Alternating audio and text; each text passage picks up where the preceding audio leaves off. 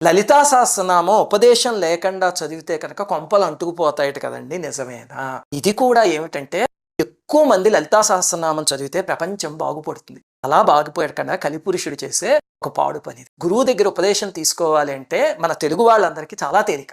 మనకి సామవేదం వారు, చాగంటి వారు, పద్దిపత్తి పద్మాకర్ గారు ఇలాంటి వాళ్ళందరూ గురుతుల్యులు. వాళ్ళందరూ లలితా సహస్రనామం చదివి ఇంటర్నెట్‌లో ఎన్నో వీడియోలు పెట్టారు. ఒకరోజు చక్కగా అగరబత్తి వెలిగించుకొని, దీపాలు వెలిగించి, స్నానం చేశాక కూర్చుని, అది పెట్టుకుని ఉపదేశం కింద భావించి తీసుకోండి. ఇంక అక్కడి నుంచి అది పెట్టుకుని రోజు వింటూ చదువుకుంటూ అది అయిపోయాక ఆఖరిలో యదక్షర పదభ్రష్టం మాత్రాహీనంతు యద్భవేత్ తత్సర్వం క్షమ్యతాం దేవి నారాయణి నమోస్తుతే అని ఒక శ్లోకం చదువుకోండి. అంటే అమ్మ చిన్న పిల్లాడు మొట్టమొదట మాటలు మాట్లాడినప్పుడు పొక్కు పలుకులు పలుకుతాడు కదమ్మా! అది చూసి అమ్మ పొంగిపోతుంది కదా! అలాగే నేను కూడా ఏవో తప్పులు చదువుంటాను, నన్ను క్షమించమ్మా అని చెప్తే అమ్మవారు పొంగిపోతారు. తల్లి పిల్లవాడి పలుకులు పొంగిపోయినట్టే.